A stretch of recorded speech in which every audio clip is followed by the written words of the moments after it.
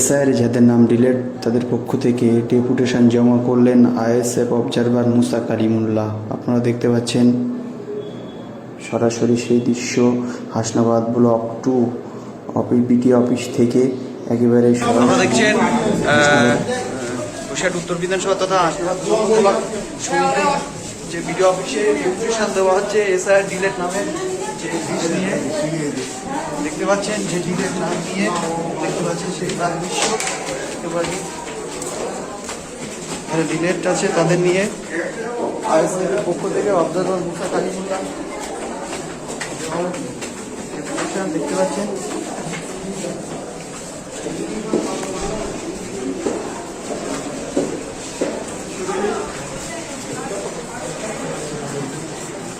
দেখতে পাচ্ছি অজস্র কাগজ